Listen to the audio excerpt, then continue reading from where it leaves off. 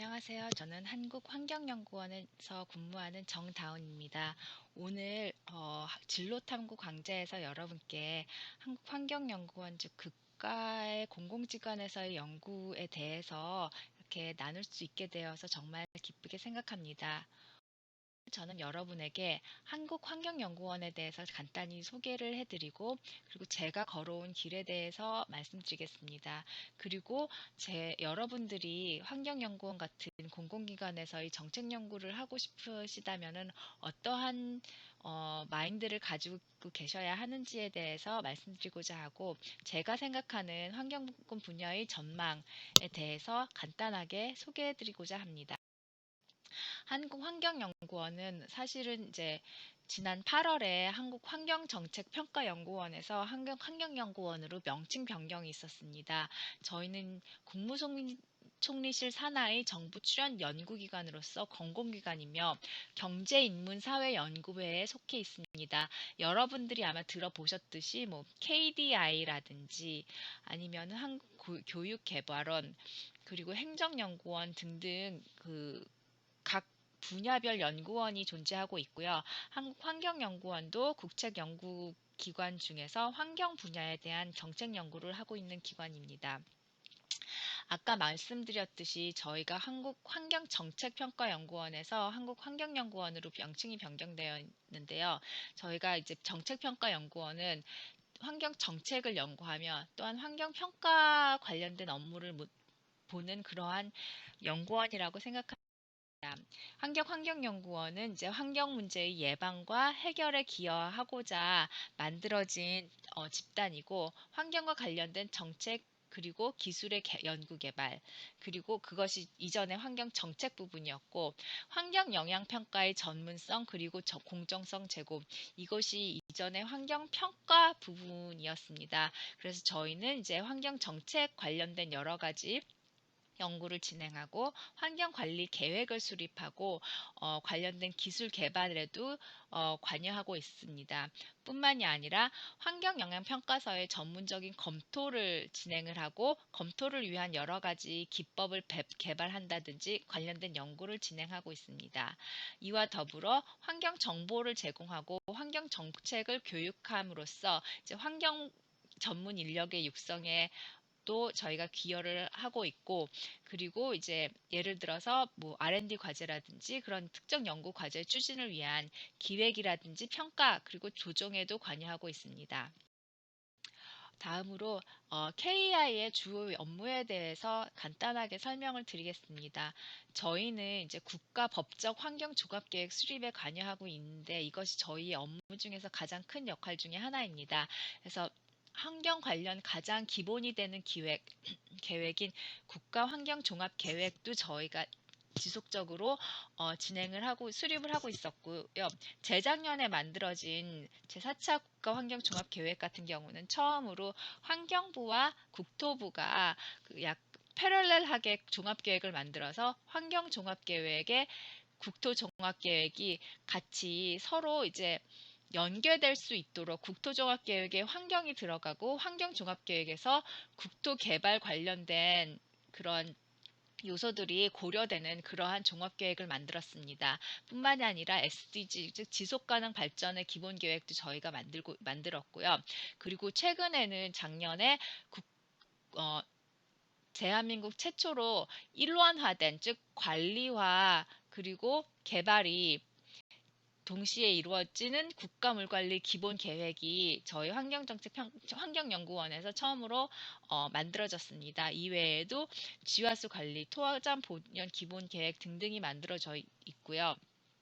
특히나 환경보건 분야에 관련해서는 작년에 서울대와 함께 환경보건학회와 함께 환경보건 종합계획 수립에 관여를 하였고 뿐만이 아니라 화학물질 관리 기본 계획, 잔류성 오염물질 관리 기본 계획 등 환경 보건 분야의 여러 가지 기본 계획도 환경연구원이 같이 그 계획 수립에 관여하고 있습니다. 또한 KEI에서는 환경법 및 시행령들의 제정 또는 개정에 관여를 하고 있습니다.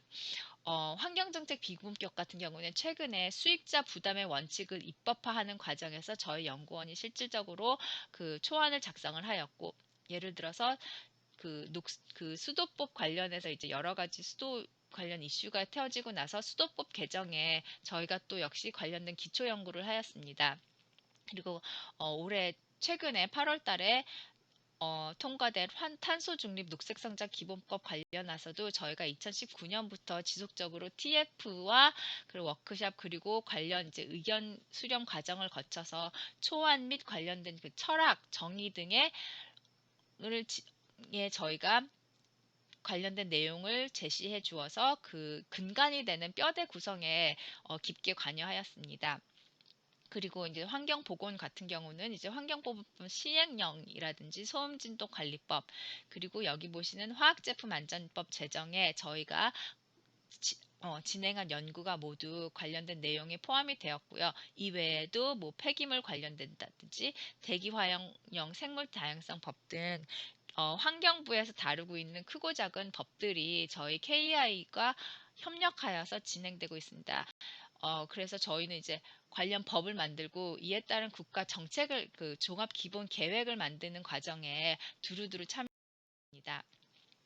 뿐만이 아니라 저희는 이제 구체적으로 여러 가지 이제 법과 그리고 그 종합계획에 근거하여서 환경정책 대안을 제시하고 이를 위한 근거를 제공합니다. 가장 최근에 있었던 일은 최근에 탄소중립위원회에서 탄소중립 시나리오를 만들었는데 이에 관련해서 경제성 평가라든지 발전소의 그 탄소중립 시나리오 발전소에서 전력 이행 계획 과정이라든지 그런 구체적인 내용이 KEI가 주도적으로 시나리오에 들어가는 데이터를 저희가 제공을 하였습니다. 그리고 여러분들 잘 아시는 이제 투명 플라스틱병 분리수거 관련 정책은 저희 역시나 저희 연구원에서 뭐 관련된 연구를 진행하고 그 정책 대안을 도출하여서 지자체 및 시민단체 의견을 수렴하여서 이것을 실질적으로 이제 정책으로 반영될 때까지 일련의 과정을 모두 관여를 하였습니다. 또한 저희가 국가 기후변화 적응 센터를 운영하면서 기후 적응이라든지 그런 기후 취약 집단에 대한 보호 이러한 일련의 정책들을 저희가 역시나 만들어내고 그리고 시행하고 있습니다. 마지막으로 환경연구원에서는 아까도 말씀드렸듯이 환경영향평가를 검토하고 있습니다. 최근에 있었던 여러 가지 굵직굵직한 사례들을 제가 뽑아왔는데 예를 들어서 설악산 오색 케이블카 사업 그리고 이제 제주도의 제2공항 건설 사업 등에서 이제 이 사업을 시행하느냐 마느냐에 대해서 환경연구원에서의 그 영향평가 검토 결과 동의를 했다, 부동의를 했다가 실질적으로 이 사업을 진행하느냐 마느냐에 엄청나게 큰 영향을 미치고 있습니다. 그래서 저희가 이제 환경영향평가 검토를 하고 하는 부분은 저희 연구원에서 매우 크게 다루고 있는 업무 중 하나입니다. 다음으로 환경보건 분야에서 KEI가 어떤 연구를 해왔는지에 대해서 간단히 설명을 드리겠습니다. 저희가 이제 아까도 말씀드렸듯이 저희 모든 연구에는 현행 법들이 어떻게 현행 법들이 있고 이에 대한 개선 방안 을 저희가 이제 포함하는 그러한 연구를 진행을 하는데요. 이와 함께 뭐 잔류성 오염물질 관리 기본 계획 수립 연구라든지 여기에는 포함되지 않았지만 환경보건 종합계획 관련된 수립 연구도 저희가 작년에 진행을 하였습니다. 뿐만이 아니라 예를 들어서 이제 지금 진행되고 있는 국가 사업인 어린이 환경보건 출생 코호트 연구 고도화 및 로드맵 관련 연구, 그다음에 건강위해성 평가 관련된 이제 여러 가지 개선 방안 관리 전략 연구들이 진행이 되고 있고요. 보시다 보면 알겠지만 정말 다양한 분야에서의 정책 제시를 진행을 하고 관련된 연구를 진행하고 있습니다. 그렇기 때문에 이제 정책 연구를 하면서 환경보건 정책 연구를 하면서 저희가 이제 되게 중요시 여기는 것이 과학적 기반 저희 그 경험을라든지 문헌을 바탕으로 한 과학적인 정보, 인포메이션에 기반한 정책 연구, 그 궁극적으로는 시행령 입법화 내지는 정책 제시를 진행을 해야 되는데 이러한 일련의 연구들을 환경보건 관련하여서 진행을 하고 있습니다. 이 중 저가 진행한 이제 고유과제 즉 수탁과제 이외의 환경연구원에서 이제 발주한 과제를 잠깐 소개해 드리자면은 저는 2016년 10월에 이제 환경연구원에 들어와서 바로 그 다음 해부터 어린이 환경보건 관련된 연구를 진행을 하였습니다. 그래서 어린이 환경건강관리 개선 방안 연구도 진행하였고, 2019년부터 이제 3년짜리 과제로 이제 어린이 녹색 생활환경 구축 연구를 하면서 이제 다양하게 정책화 어, 성과를 이뤄냈는데요. 예를 들어서 이제 산업부와 환경부가 관리를 이제 동시에 진행하였기 때문에 여러 가지 중복성이라든지 이중 규제에 논란이 있었던 이제 어린이 제품 관리 관련해서 일원화 방안을 제시하고, 실질적으로 이제 2019년부터 이제 산업부와 환경부가 각각 가지고 있는 프탈레이트 함유 기준이 일원화되었습니다.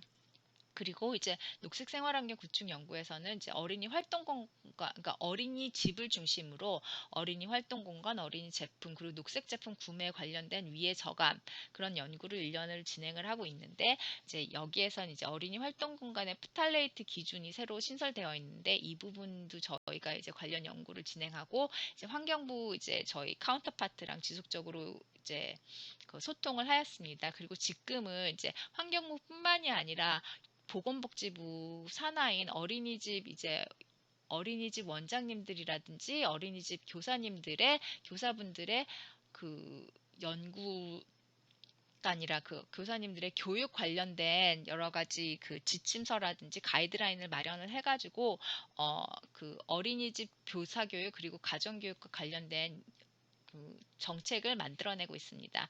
뿐만이 아니라 저는 이제 환경 정의, 환경 불평등 관련된 연구도 진행을 하면서 두 가지 이제 연구를 이제 책임을 맡으면서 이제 환경 약자를 고려한 위해성 평가 방법론 및 관리 전략을 제시하였는데, 이제 지금 이전 2019년부터 환경부에서 이제 환경 정의 관련된 이슈가 되게 커다란 이슈로 부각되면서 환경보건국이 이제 환경정의 관련된 주무국이 되면서 지금 현재 환경정의 로드맵이라든지 이제 환경약자를 고려한 위해성 평가 내지는 관리 전략을 세우고 있는데, 이 과정에서 저희가 많은 이제 해외 사례를 이제 정리하여서 이제 제시를 하고, 그 다음에 우리나라에서 어떤 식으로 이 해외에 있는 여러 가지 전략이라든지 관련 정책들이 우리나라에서는 어떻게 현실화될 수 있는지에 대해서 저희가 전체적으로 어,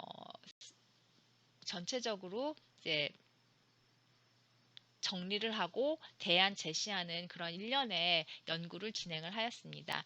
또한 이제 화학제품 안전법이 2018년부터 진행됨에 따라서 이제 생활화학 제품 위해성 평가 지침 등 하위 규정들이 마련되어야 되는데, 저희가 관련된 내용도 이제 그 저희 제가 고유과제 연구를 통해서 관련된 내용에 필요한 자료를 제공을 하였고, 그리고 이제 제가 또 하나 이제 공동 책임으로 진행한 것 중에서 하나는 이제 환경보건 로드맵, 그러니까 원내 그리고 환경부에 어떤 식으로 정책들이 진행되어야 될지에 대한 커다란 틀 제시라든지 단기, 중기, 장기 플랜을 제시하는 그런 로드맵 과제도 제가 연구 책임으로 지난 어, 5년 동안 진행을 하였고, 그리고 이뿐만이 아니라 미세 입자 내지는 이제 어린이 환경보건 코호트 오심 지역 등등 이제 민감 집단 관련된 여러 신규 환경 유해인자 민감 집단 관련된 여러 가지 이제 수탁 과제를 진행을 하였습니다.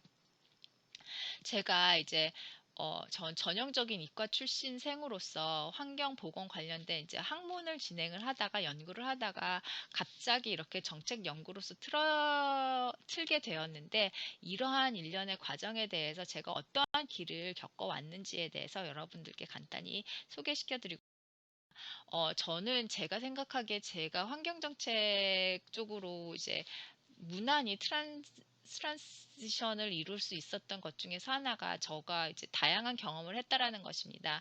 저는 이제 학부 때는 분자생물학과를 나와서 사실 몰레큘러 바이올로지에서 시작해서 석사 때 이콜로지로 외연을 확장했다가 다시 한번 이제 이코톡시콜로지 그리고 인바이러먼탈 헬스 쪽으로 이제 점점 외연을 저의 분야를 구체화시키는 작업입니다. 먼저 저는 석사 과정에서 사실은 몰레큘러 바이올로지 즉 분자 생물학과 석사 과정이었지만 실질적으로 거기서 저는 이제 생태학 연구를 하였습니다. 그러니까 유네스코 맨앤 바이오스피어 프로젝트에 참여를 하여서 설악산 수계에서의 종 다양성 조사에 참여를 하였고 제 석사 논문으로서 이제 그 팔당댐에서부터 이제 행주대교까지 이렇게 쭉 그 스팟을 찍으면서 한강 수계에서의 종 다양성 연구, 담수 종 다양성 연구를 진행하였습니다.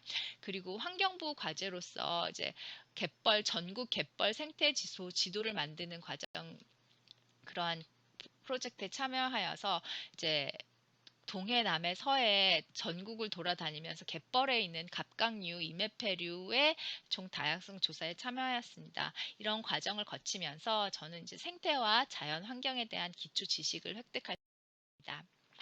그 다음에 제가 박사 과정으로는 환경대학원에서 통합 독성 및 환경보건 세부 전공자로서 박사 과정을 밟았는데요.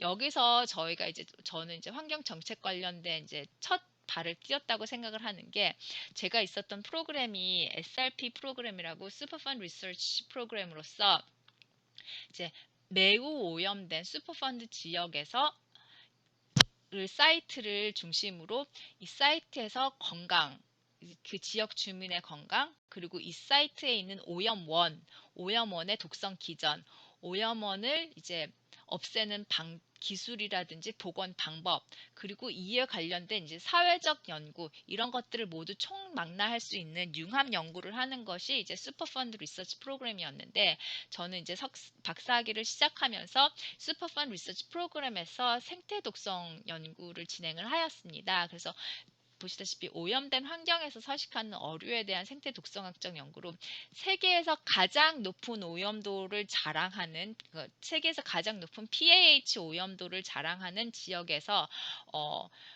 웬만한 개체들은 모두 이제 발달 과정에서 태어나지도 못하고 죽는데 이 어류들은 태어나긴 잘 태어나지만 이런 식으로 심장 기형 같은 것들을 보여서 죽는 과정에서 너무나 정상적으로 자라나지만 궁극적으로는 이제 암으로 죽는 그러한 집단에 대해서 이러한 어류들의 이제 PAH에 의한 생태 독성학 연구를 진행을 하였고 뿐만이 아니라 오염 지역 적응에 따라서 어떠한 피트니스 커스가 있는지 저 같은 경우는 이러한 그 오염원에 잘 적응해서 발달 독성에 리지스턴트 했지만은 궁극적으로 미토콘드리아 매개의 에너제틱스에 영향을 미쳐서 궁극적으로는 레이터 라이프에서 후기에서 여러 가지 뭐 이뮨 시스템이라든지 그런 여러 가지 미토콘드리아 매개된 그 건강 영향에 악영향을 미친다라는 것을 저희가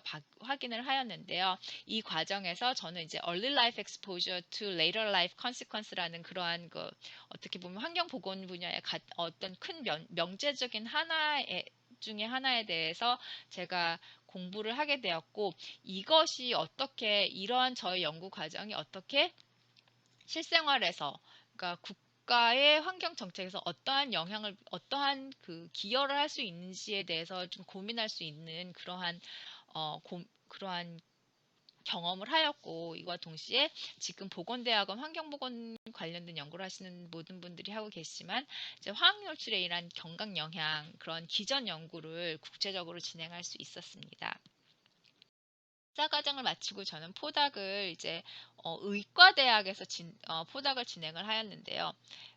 너무 웃길 수 있지만 폐가 없는 물고기의 아가미를 저희 실험 연구 대상으로 해서 폐 관련된 그 질병 연구를 하였습니다. 네, 그것이 이제 분자 생물학적으로 접근해서 그것이 가능하였는데, 그러니까 유전적인 요인과 환경적인 요인이 어떻게 비서의 독성 기전을 악화시키는지에 대한 연구를 진행을 하였는데요. 그러니까 비소가 사실상 그 폐에서의 이제 이온 채널에 영향을 미치는데 실질적으로 비소만을 주었을 때는 전혀 영향을 미치지 않는 농도에서 예를 들어서 환경적인 쇼크 저는 이제 염도의 변화를 활용을 하였는데 환경적인 쇼크 그리고 기존의 오염원에 대한 노출 히스토리 등등을 전체적으로 고려하여서 어떤 식으로 이제 비소 독성 기전이 환경 요인에 따라서 나타날 수 있는지를 저희가 연구를 하였고요. 뿐만이 아니라 이것이 오믹스 연구와 연결되어서 그 유전자의 그 발현을 관리하는 그 하우스키핑진들의 유전적인 변화에 따라서 이런 것들이 일련에 진행된다라는 그런 진행하였고 뿐만이 아니라 지속적으로 박사 과정 때와 마찬가지로 또 다른 슈퍼펀드 사이트 중금속 오염된 슈퍼펀드 사이트에서의 그 생태 독성을 연구를 하였습니다. 여기서 저는 이제 민감 집단이라는 유전적인 요인과 그리고 environmental stress라는 자연적인 요인의 복합 영향에 따라서 이제 화학 물질이 주로 영향을 미칠 수 있다라는 그러한 연구를 진행을 하면서 민간 집단, 민간 지역에서의 이제 환경 건강 영향 관련된 큰 그 theme을 제가 또 찾을 수 있었는데요. 이것이 지금 제가 아까 말씀드렸듯이 환경 불평등 연구라든지 환경 정의 연구에 그러한 어떻게 보면은 그러한 연구를 고민할 수 있는 첫발을 내딜 수 있었던 그러한 어, 여정이었습니다. 그래서 제가 학부 때부터 이제 석사, 박사 그리고 포닥을 거치면서 이런 식으로 이렇게 다양한 경험을 진행을 하면서 사실상 관련 분야에 대한 융합적인 접근을 할 수 있는 눈을 키웠고요. 그리고 지식과 기술 전달과 정책 반영을 위한 효율적인 대화를 하는 방법에 대해서 저희가 공부를 깨우칠 수 있었습니다. 아까 말씀드렸듯이 슈퍼펀드 리서치 프로그램은 연구하는 사람들이 학생들을 포함해서 저희 같은 경우는 이제 연구자들이 아웃리치 즉 교육 활동에도 무조건 참석을 하도록 약간 좀 그러한 것들이 이제 맨데토리한 부분이었고요. 그리고 저희가 하고 있는 연구들이 어떻게 어,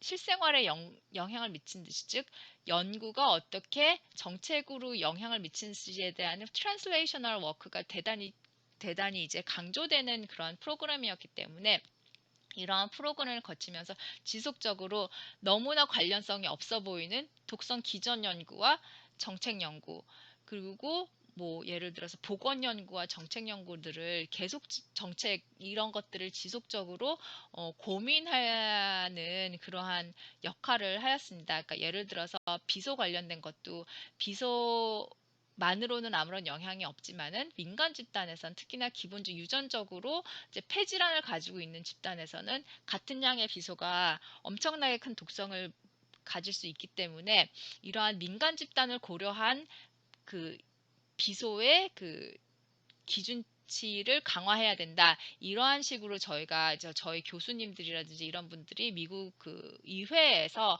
이제 관련 이제 증언을 하신다든지 그러한 것들을 옆에서 보면서 내가 하는 연구가 어떻게 실질적으로 법 내지는 기준, 국가 기준 이런 것과 연관이 될 수 있는지에 대한 고민을 치열하게 했던 것 같습니다. 그러니까 제가 지금까지 말씀드렸던 거를 보면은 그러니까 여러분 이제 이해를 하시겠지만 제가 그렇게 이제 환경 보건학적인 인간 중심의 환경 보건학적인 연구를 진행을 하지 못하였는데 그러한 것들이 제가 이제 서울대에서 연구 교수를 하면서 보건대학원에서 연구 교수를 하면서 제가 그러한 그 경험을 쌓을 수 있었습니다. 그러니까 허베이스프릿 유류우유 사업 고의 생태학적 연구를 진행을 하면서 구체적으로 이제 여러 가지 그 내분비적인 그런 영향이라든지 그런 Effect Directed Analysis 같은 연구를 하면서 동시에 이제 환경과 그리고 리서처 학문하는 사람들과 그다음에 정부 그리고 리저널 커뮤니티가 어떠한 식으로 인터랙션을 진행을 하면서 이제 오염 복구 보건 그리고 그러니까 지역 공동체의 재 재활성화 등등의 등등을 진행되어야 되는지에 대한 그런 고찰 진행을 하였습니다. 뿐만이 아니라 이제 그 실험실에서 지속적으로 진행했던 생활용품, 대체물질 그리고 의약물질에 대한 안정성 평가를 하면서 국립환경과학원 등과 대단히 이제 좀 타이트하게 연구를 진행을 하면서 실질적으로 생태 관련된 기준 내지는 기준 강화 그리고 이제 그 환경정책 국립환경과학원을 통한 이제 환경정책 연구가 어떤 식으로 만들어지는지에 대한 경험입니다. 그래서 제가 지금까지 계속 얘기를 해왔지만 저의 연구 경험은 지속적으로 제가 과학적인 그런 실험을 통한 데이터를 만드는 연구를 하면서 이러한 그런 제 경험이 어떻게 정책에 활용이 될 수 있는가를 자의적이고 그리고 타의적으로 지속적으로 고민을 했던 것이 제가 공공기관 연구원으로서 좀 편하게 트랜지션을 할 수 있었던 이유라고 생각을 합니다. 생각해보면 여러분들이 각자 어떠한 전공을 가지고 계신지는 모르겠지만 그 전공이 궁극적으로 어떠한 정책에 영향을 미쳐야지만 저희가 상아탑에서 이렇게 탈출할 수 있는 그러한 그 과정인데요. 그러니까 저는 이제 분자생물학과 출신이니까 제 이제 대학 동기들이 다 분자생물학 일을 하면서 너는 그래서 이것이 어떻게 정책을 반영할래? 그러면 분자생물학과 사람들은 되게 편해요. 어, 암을 치료할 것이야 라고 하는데 우리는 그렇게 못 하잖아요. 그래서 환경보건해서 그래 얘네들이 독성이 있어. 그럼 어떻게 할래? 그랬을 때 이것을 지속적으로 만들어내서 이러한 데이터를 만들어내서 예를 들어서 뭐 난연제 관련된 지침을 강화하겠다라는 그런 환경부의 그런 뭐 종합 계획이 있다. 그럼 관련된 것들을 뭐 피넥이라든지 그런 걸 계속 도출해서 이런 피딩을 해줄 수 있다. 라는 식으로 본인의 연구가 어떤 식으로 정책에 반영될 수 있는지를 지속적으로 고민을 한다면은 이제 국가 공공기관의 연구원으로서의 그러한 그 활동에 어느 정도 간접 경험을 할 수 있다고 생각을 합니다. 저랑 지속적으로 어린이 관련된 연구를 한 사무관님이 항상 얘기하시기를 공무원은 입법과 시행령 지침들을 개정함으로써 국민들의 그 삶을 더 개선할 수 있다. 왜냐하면은 법과 시행령 지침에 없는 것은 우리는 공무원으로서 할 수 없기 때문에 당신들의 연구가 거기에 들어갈 수 있는 자료를 제공을 해줘야 한다. 근데 어린이 관련된 연구를 하면서 가장 답답했던 게 납 기준을 강화시키려고 하는데 지금에 있는 어린이 활동 공간에서의 납 기준이 300이다. 300 마이크로그램 퍼 세제곱미터이다 라고 했을 때 그 300이 어디서 왔냐 하면은 우리나라 연구는 하나도 없다라는 이야기를 하시더라고요. 다 미국에서는 300이었으니까 뭐 유럽에서는 300이었으니까 그렇게 얘기를 하지만 관련된 그 우리한테 필요한 연구가 한국에서 나오는 경우가 매우 드물기 때문에 이거에 대해서 제가 이 법이 강화돼야 됩니다라고 했을 때 관련 근거를 제시를 할 수가 없다. 그렇기 때문에 정책 연구를 하든 그 대학에서 연구를 하든 그러한 것들을 캐치를 해서 관련된 내용을 좀 만들어주는 것이 가장 필요하다고 얘기를 했는데 그런 부분은 여러분들이 이제 석사를 하시면서 박사를 하시면서 지속적으로 고민을 할 수 있는 부분이라고 생각합니다. 그리고 이제 혹시 관심 있으신 분들은 국가법령정보센터라는 게 있어요. 그래서 law.go.kr 가시면은 관련 법이라든지 시행령이라든지 그런 것들이 쭉 나열되어 있는데 환경보건 관련된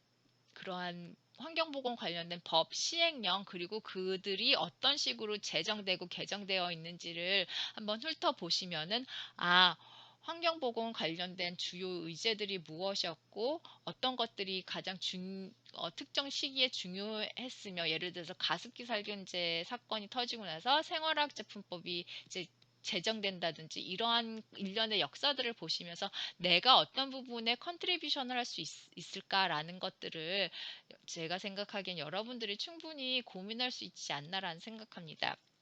그러니까 국가기관에서의 정책 연구를 하기 위해서는 궁극적으로는 제가 하는 연구가 법, 시행령, 지침에 반영돼야 되기 때문에 이러한 부분에 대해서 지금부터 고민을 하신다면은 어떻게 보면은 좀 정책 연구를 하기 위해서 많이 준비를 하실 수 있지 않나라는 생각이 듭니다. 마지막으로 제가 생각하는 환경보건 분야의 전망에 대해서 말씀드리겠습니다. 그러니까 저도 이제 정책 연구 쪽에 있다 보니까 환경연구원 국책 연구기관에 있다 보니까 전 사실 그 정권이 바뀐다든지 그런 국회의원들이 내뱉는 말에 대해서 대단히 민감하게 반응을 할 수밖에 없어요. 그래서 예를 들면은 작년에 어떤 국회의원이 왜 우리나라 국책연구 단지에서는 후쿠시마 방류에 관련된 연구를 안 하냐? 그러면 저희는 이제 후쿠시마 관련된 연구를 어떻게든 해야 되고, 그다음에 최근에 있었던 이제 탄소 중립 연구 관련해서도 국가 국책연구 기관들이 탄소 중립된 관련된 로드맵이라든지 시나리오라든지 그런 것들을 다 마련해 줘야 되기 때문에 저의 그 전망은 약간 이러한 관점에서 에서의 한계가 있다라는 걸 미리 말씀드리자면 입니다. 근데 제가 생각하기에 제 최신의 주요 이제 의제로 이슈가 되었던 게 당연하게 클라이밋 체인지, 기후 변화, 그리고 순환 경제.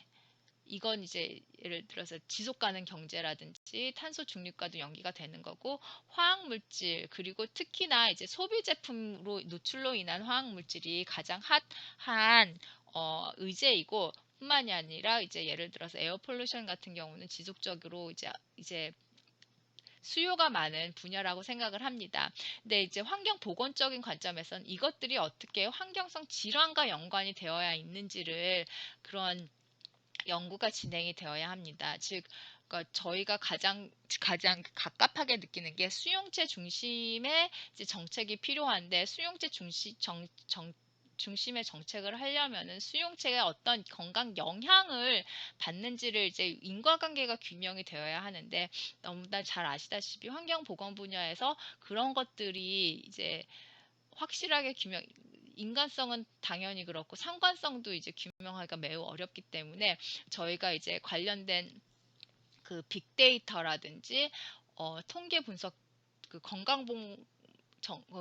건강보험관리공단의 자료를 활용을 한 그런 통계 분석이라든지 그런 거를 통해서 이제 환경성 질환 모니터링을 하고자 하는데, 이제 이거 관련된 인력들이 너무나 없습니다. 그래서 만약에 여러분들이 관심이 있으시다면은 그런 부분을 좀 많이 공부를 하시면 어떨까. 이제 보건대학원에서 이제 그런 건보공단 관련된 자료 연구를 하시는 분들이 많기 때문에 대기 오염뿐만이 아니라 건보공단의 자료를 어떤 식으로 활용할 수 있는지에 대한 연구를 좀 많이 진행하신다면 이제 그 빅데이터와 연관되어 가지고 이것의 활용성이 대단히 높아질 것 같습니다. 특히나 이제 국가 환경 그 데이터베이스 구축과 연계돼 가지고 이런 것들이 이제 건강 쪽에서부터 어 건강 영역 쪽에서부터 이게 그 다가간다라면은 그런 그 툴을 가지고 있는 분들은 대단히 크게